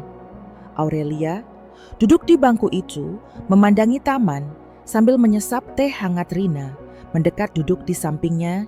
Aku nggak pernah nyangka Aurel kamu bisa sampai sejauh ini. Kamu balik lagi ke rumah ini, tapi kamu nggak bawa luka. Kamu bawa harapan. Aurelia menoleh menatap sahabatnya dengan mata lembut. Aku kira aku nggak akan pernah mau kesini lagi, Rin. Tapi ternyata, tempat ini bukan cuma saksi air mataku. Tempat ini juga saksi aku belajar bangkit. Rina mengangguk pelan. Dan sekarang, kamu siap membuka babak baru? Hari itu, Aurelia resmi membuka cabang kedua butiknya. Tits, adanya Aurora Wear yang berdiri di pusat kota kini, ia juga membuka Aurora Workshop di rumah lamanya. Tempat itu bukan hanya butik, tetapi juga menjadi pusat pelatihan menjahit untuk para perempuan di sekitar. Ia ingin memberdayakan ibu-ibu rumah tangga, janda muda, bahkan remaja putri yang putus sekolah, agar mereka punya keterampilan, punya penghasilan, punya harapan. Setiap pagi, halaman rumahnya ramai dengan suara mesin jahit, suara tawa para ibu, suara anak-anak kecil yang bermain di pojok taman Aurelia, berjalan dari satu meja ke meja, lain membantu mengajarkan pola, memberi saran desain, atau sekadar mendengarkan cerita mereka. Mbak saya dulu nggak percaya diri, tapi sekarang saya berani bikin pesanan tetangga, kata salah satu ibu sambil tersenyum bangga. Aurelia menepuk pundaknya lembut. Kamu hebat. Ingat nggak, ada hasil yang sia-sia. Kalau kita mau belajar sukses, itu perlahan, tapi pasti datang. Pesanan meningkat. Banyak butik kecil di kota lain mulai memesan produknya secara grosir. Beberapa perusahaan meminta kerjasama untuk seragam muslimah. Bahkan ada influencer yang datang khusus ke workshopnya untuk melihat langsung proses produksinya. Namun di balik semua itu, Aurelia tetap setia menjaga akarnya. Ia tetap bangun pagi, tetap menyapu halaman rumah sendiri, tetap menyiapkan sarapan untuk Rafael, tetap duduk di pojok taman sambil menyeruput teh hangat setiap sore. Ia tahu kesibukan tidak boleh membuatnya lupa menikmati kehidupan kecil yang sederhana. Suatu malam, setelah menyelesaikan laporan keuangan, Aurelia duduk di meja kerjanya menatap layar laptop. Di sana ada email undangan dari Kementerian Anda dinominasikan sebagai Perempuan Inspiratif Nasional dalam acara Anugerah Perempuan Berkarya. Matanya berkaca-kaca membaca itu. Ia menutup laptop pelan menunduk, lalu meneteskan air mata. Bukan karena bangga, bukan karena sombong, tapi karena ia ingat dirinya dulu. Perempuan yang pernah merasa tidak punya apa-apa. Perempuan yang pernah merasa kecil. Perempuan yang dulu hanya tahu menangis, diam-diam di balik pintu kamar. Ibu sudah sejauh ini, gumamnya pelan. Esok harinya, ia bercerita pada Rina. Aku takut, Rin. Aku nggak tahu apa aku pantas. Aku cuma penjahit kecil. Rina memegang tangannya erat. Kamu nggak cuma penjahit. Kamu penjahit harapan. Kamu bukan cuma menjahit kain. Kamu menjahit luka-luka orang lain menjadi kekuatan. Itu lebih besar dari apapun. Hari acara itu tiba. Aurelia berdiri di panggung megah, mengenakan kebaya sederhana berwarna biru. Langit wajahnya tenang. Matanya bersinar. Di depannya ratusan perempuan duduk mendengarkan. Ia menggenggam mikrofon, erat menarik napas panjang, lalu mulai berbicara. Saya berdiri di sini bukan karena saya lebih hebat dari kalian. Saya berdiri di sini karena saya pernah jatuh dan saya memilih bangkit. Saya pernah dihina, dikhianati, ditinggalkan. Tapi saya memilih memaafkan, memilih melangkah, memilih mencintai diri sendiri. Dan saya percaya setiap perempuan punya kekuatan itu. Suara tepuk tangan bergema memenuhi ruangan. Membenyak mata berkaca-kaca. Banyak perempuan berdiri memberi penghormatan padanya. Sepulang dari acara itu, Aurelia duduk di kursi taman, menatap bintang Rafael berlari, menghampirinya memeluknya erat. Ibu, aku bangga sama Ibu Aurelia, mengusap kepala anaknya tersenyum. Ibu juga bangga sama kamu. Nak, kamu alasan Ibu selalu kuat. Hari-hari berikutnya hidup Aurelia semakin sibuk. Emiras menerima undangan menjadi pembicara di seminar-seminar, menjadi mentor untuk program pemberdayaan perempuan. Bahkan diundang ke televisi nasional untuk berbagi kisah. Namun ia tetap menjaga kesederhanaannya. Ia tetap membuka butik setiap pagi, tetap menyapa pelanggan, tetap menulis catatan harian di buku kecilnya. Aku nggak mau lupa dari mana aku mulai tulisnya suatu malam. Aku nggak mau lupa siapa yang pertama kali percaya padaku. Diriku sendiri, anakku, sahabatku, dan Tuhan. Suatu sore, ketika ia sedang mengajarkan pola jahit pada beberapa ibu di workshop, seorang gadis remaja mendekat wajahnya, pemalu suaranya pelan. Mbak Aurelia, aku pengen belajar. Aku nggak punya uang buat kursus, tapi aku mau kerja sambil belajar. Boleh? Mbak Aurelia tersenyum hangat menggenggam tangan gadis itu. Kamu sudah berani datang ke sini. Itu sudah langkah pertama. Ayo mulai dari sini. Dan dari senyum gadis itu, Aurelia tahu perjuangannya tidak sia-sia, usahanya bukan hanya bisnis. Tempat itu menjadi rumah kedua bagi banyak perempuan, tempat mereka menemukan diri mereka lagi.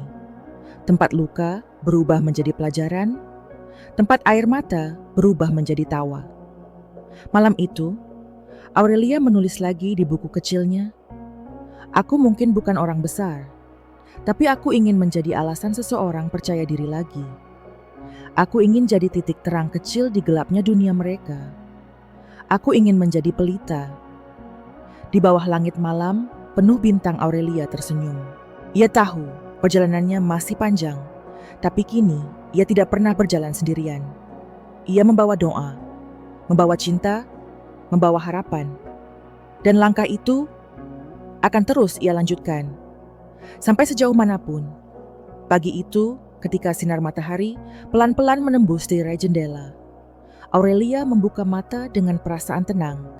Ia memandangi langit-langit kamar, mendengarkan suara burung di luar.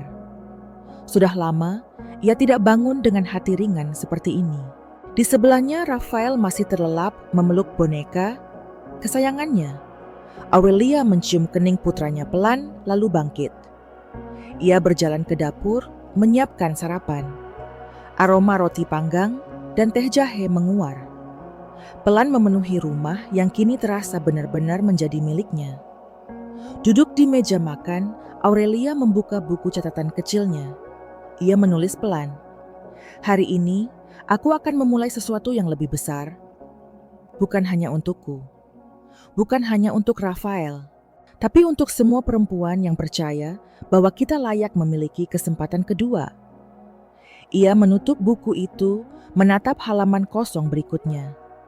Dan aku akan menulis cerita baru di setiap lembarannya.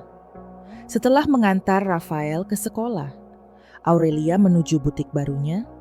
Di sana beberapa ibu sudah berkumpul, menunggu kelas pelatihan menjahit. Dimulai, Aurelia berdiri di depan mereka, mengenakan blus putih sederhana. Wajahnya bercahaya. Terima kasih sudah datang, ibu-ibu.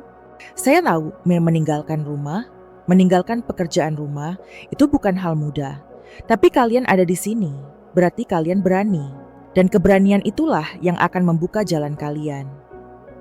Para ibu tersenyum, sebagian berkaca-kaca. Saya dulu nggak percaya diri, Mbak. Saya pikir siapa yang mau beli jahitan saya. Tapi setelah ikut 2 kali, saya dapat pesanan baju seragam. RT, kata salah satu ibu dengan mata berbinar Aurelia, mendekat menepuk pundaknya. Itu langkah besar, Bu. Banggalah pada diri sendiri. Jangan lihat berapa yang kamu hasilkan hari ini.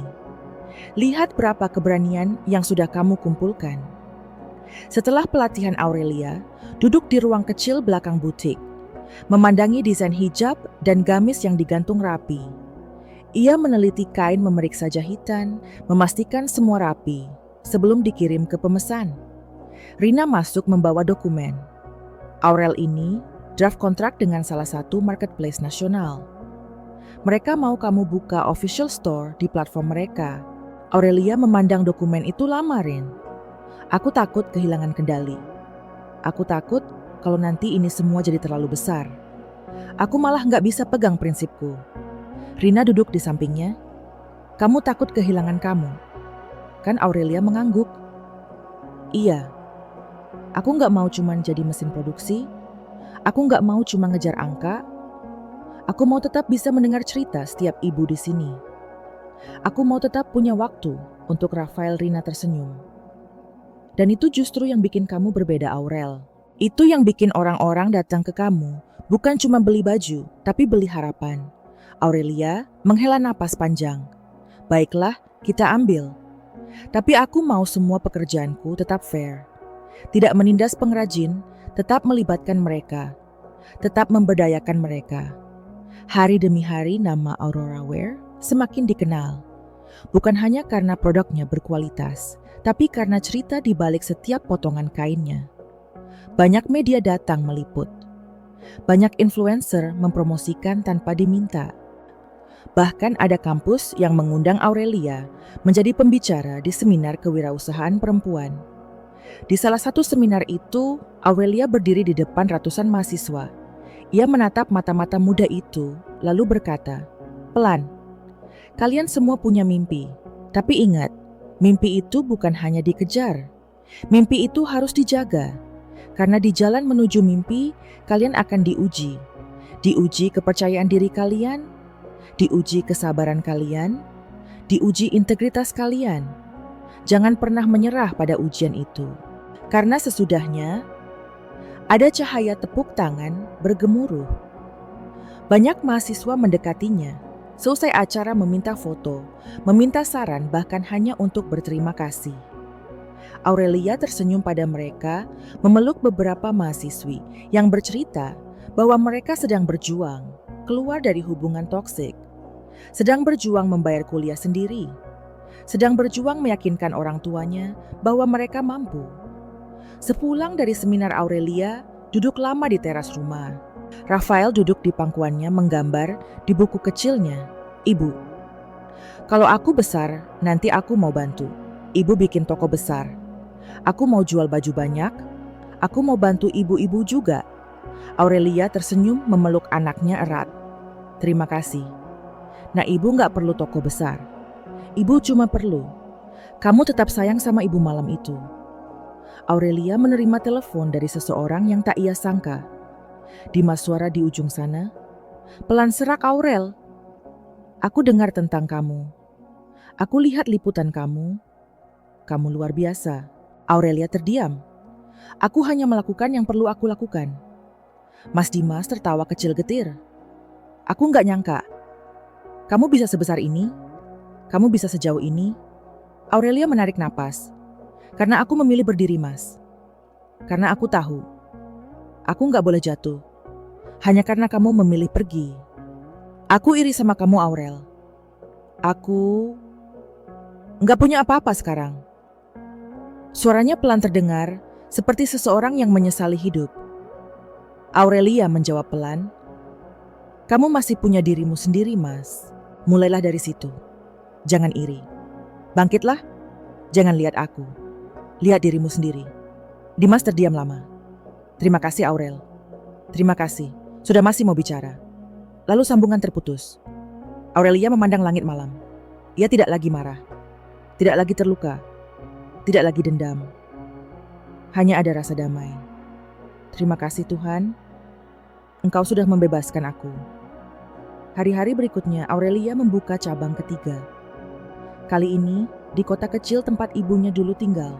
Ia ingin memborong kesempatan ke tempat-tempat yang terpinggirkan. Ia merekrut ibu-ibu di desa, mengajarkan mereka menjahit, memberi modal kecil, membantu mereka menjual hasil karya mereka. Suatu sore, ketika ia mengunjungi salah satu workshop di desa, itu seorang nenek mendekatinya, menggenggam tangannya. Erat, Mbak Aurelia. Terima kasih. Saya bisa beli obat suami saya dari hasil menjahit pesanan Mbak. Terima kasih sudah datang ke kampung kami. Aurelia memeluk nenek itu, menahan air mata. Terima kasih sudah mau percaya sama saya, Bu. Di perjalanan pulang, Aurelia duduk di mobil, menatap hamparan sawah. Ia merasa hatinya penuh. Inilah arti sukses. Bukan tentang angka, bukan tentang popularitas, tapi tentang berapa banyak tangan yang bisa kita gandeng. Berapa banyak hidup yang bisa kita sentuh. Malam itu ia menulis lagi di buku catatannya. Aku mungkin bukan orang besar, tapi aku ingin meninggalkan jejak kecil. Jejak yang akan ingat Tuhannya karena aku yang semacam, tapi karena aku pernah peduli. Dan di bawah langit penuh bintang, Aurelia tahu perjalanannya belum selesai. Tapi kali ini ia tidak berjalan sendirian. Ia berjalan membawa doa, membawa cinta, membawa harapan, dan setiap langkah itu adalah kemenangan. Pagi itu matahari menyembul, perlahan di balik cakrawala, menciptakan semburat keemasan yang menerangi jalanan kecil menuju workshop milik Aurelia. Di bangku kayu dekat pintu masuk, ia duduk sambil memandangi aktivitas di dalam para ibu. Menjahit merapikan kain, tertawa kecil sambil bercanda satu sama lain. Di pojok, ruangan Rafael duduk dengan buku gambarnya. Sesekali menoleh dan melambaikan tangan ke ibunya. Aurelia tersenyum. Hatinya terasa hangat, penuh syukur. Segala jerih payah, segala air mata, segala luka yang dulu begitu menyakitkan kini seolah terbayar dalam keheningan pagi ini. Asya pernah berada di titik terendah, bisiknya pelan. Tapi hari ini Aku berdiri di sini, lebih kuat dari yang pernah aku bayangkan. Rina mendekat membawa secangkir teh. Aurel, kamu tahu nggak? Ada undangan lagi dari kementerian. Mereka mau kamu jadi pembicara di konferensi internasional bulan depan. Aurelia menoleh matanya berbinar. Konferensi internasional. Kamu serius, Rina mengangguk serius. Mereka mau kamu berbagi tentang program pemberdayaan perempuan yang kamu jalankan. Aurelia dan menatap ke arah workshop bersinar di ibu yang sedang sibuk. Aku nggak pernah bayangin aku akan sampai ke sini. Rin, dulu aku cuma pengen bisa bertahan hidup. Cuma pengen Rafael punya rumah. Cuma pengen aku nggak dihina lagi. Ia menatap sahabatnya, suaranya bergetar. Sekarang, Tuhan kasih lebih dari yang aku minta. Rina tersenyum lembut. Karena kamu nggak cuma bertahan, Aurel. Kamu bangkit. Kamu memilih melangkah. Kamu nggak mau jadi korban selamanya. Dan itu yang bikin kamu pantas dapat semua ini. Hari itu, Aurelia duduk di meja kerjanya, membuka laptop menulis draft presentasi untuk konferensi nanti. Tangannya menari di atas keyboard, menuangkan semua kisah yang selama ini ia simpan.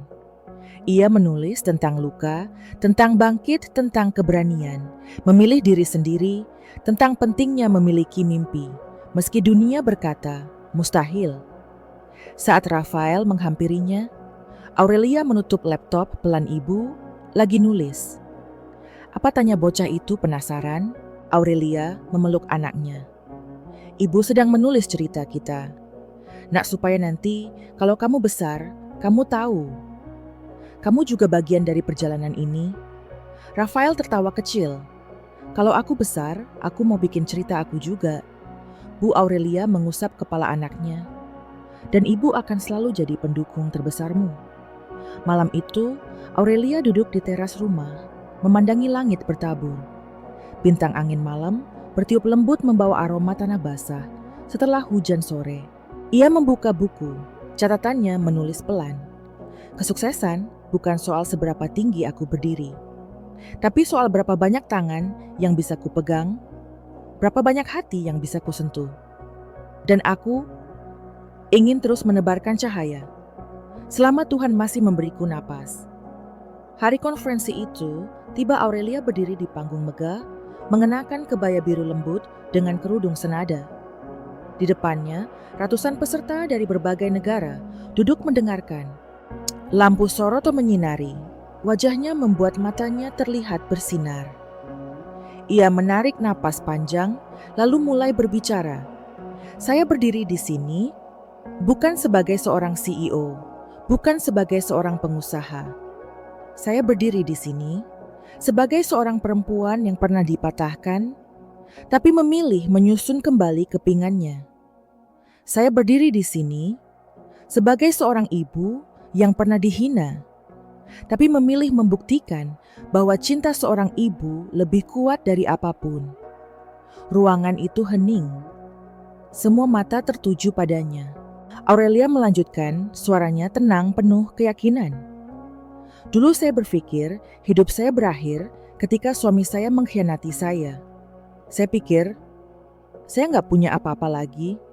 Tapi ternyata saat semua hilang, saya baru benar-benar menemukan diri saya sendiri. Tepuk tangan bergema. Beberapa peserta berdiri memberi apresiasi. Beberapa perempuan di barisan depan meneteskan air mata.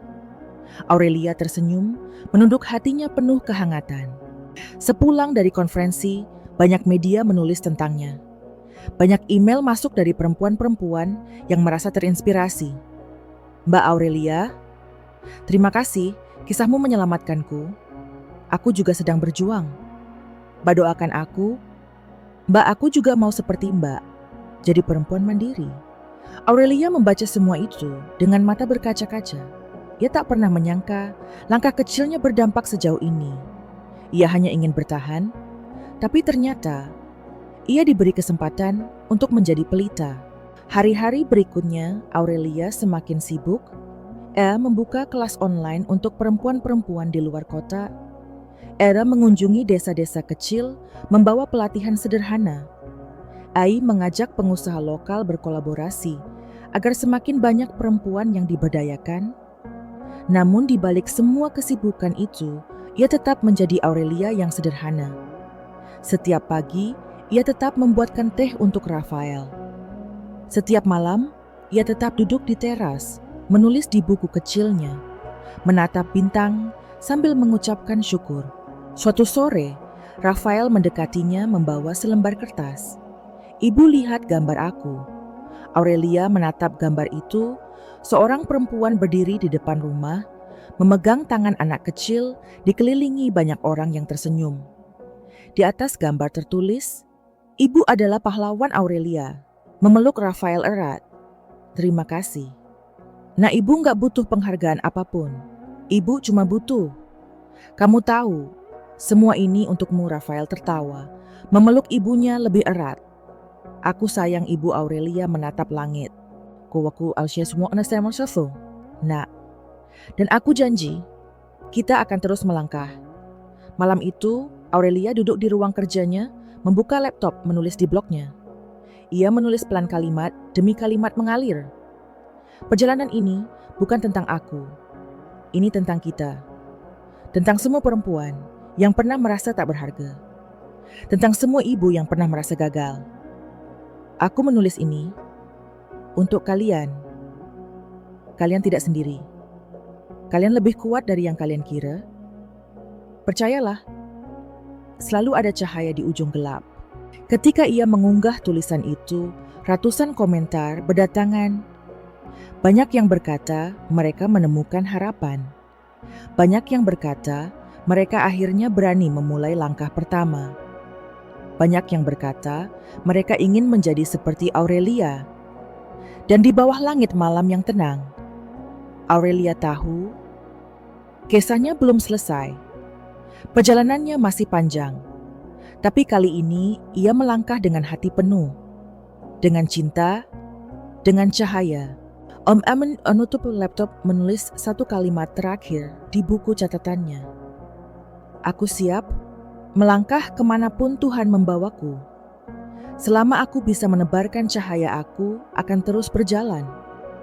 Dan pagi itu, ketika matahari terbit perlahan, Aurelia berdiri di depan workshopnya, memandangi ibu-ibu yang mulai berdatangan. Di sampingnya Rafael berdiri, menggenggam tangannya erat. "Ayo ibu, kita mulai hari ini." Aurelia tersenyum menatap anaknya, menatap langit. "Ya nak, kita mulai lagi." Karena setiap hari adalah kesempatan baru untuk menjadi lebih baik. Dan dengan langkah, pasti mereka melangkah masuk. Menulis cerita baru, menebarkan harapan, menjadi pelita.